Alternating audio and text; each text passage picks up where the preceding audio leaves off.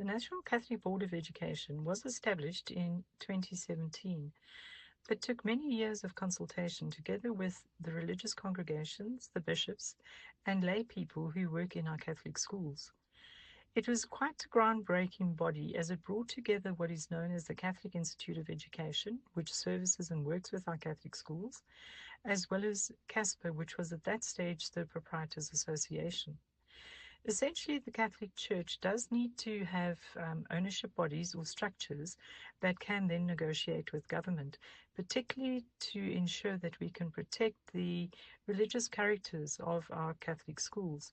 So this is one of the main functions of the National Catholic Board of Education.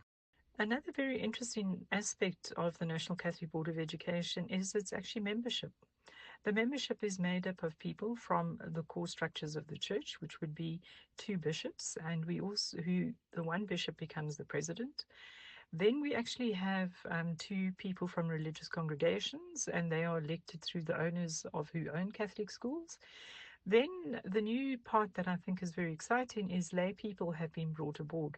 So, for instance, one would have a number of principals, one from a public school and private property.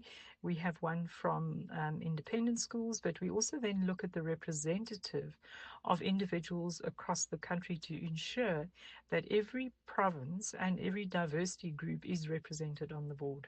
Boto ya bosetšhaba ya thuto ya Katolike ke thulaganyo e laolang neteweke ya dikolo tsa Katolike. E netefatsa gore dikolo di obamela le go tshegetsa maitsholo le mekgwa ya seKatolike.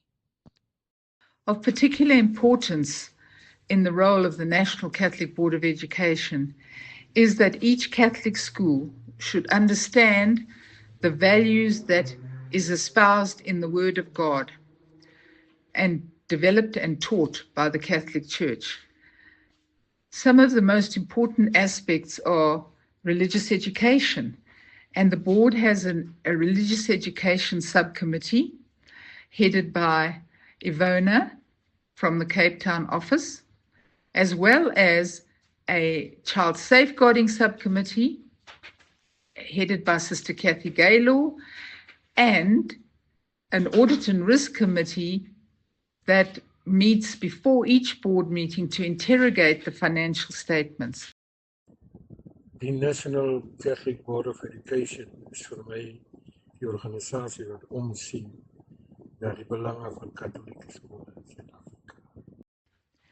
Policy is a key factor for the National Catholic Board of Education, particularly the RE policy, the child safeguarding policy, and most importantly, implementing the outcomes of the Third National Catholic Congress, which in 2019 came up with 5 direction statements. From this, the National Catholic Board of Education developed a national strategic plan, which all aspects of the network have to abide by. In some regions, there are provincial Catholic boards of education that report to the National Catholic Board of Education, and in turn, there are local officers that report to them. It is quite a complex structure for a small number of schools, but everyone does their best to keep Catholic schools part of the wonderful heritage that they have in South Africa, as well as a deep respect for the human person. Ngokwami okukhonjwa ngokuba khona kwesigungu sikazwelonke samakatholiki sezemfundo ukuthi kunobumbano benhloso mayelana nazo zonke izinto zemfundo ezikoleni zamaRoma okanye zamakatholika. Lokhu ke inhloso enamandla okuguqula izinto ezidinga ukuguqulwa. The National Catholic Board of Education is responsible for the vision and mission of all Catholic schools in the country, but at the same time is also the governance structure of the Catholic Institute of Education. The Catholic Institute of Education has a number of offices around the country which help serve mainly the marginalized Catholic schools around the country.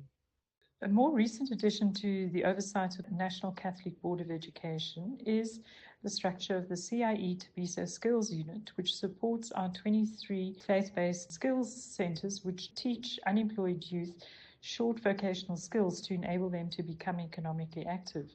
This is a vital part of our educational institutions as well, as our unemployment rate in South Africa is so high.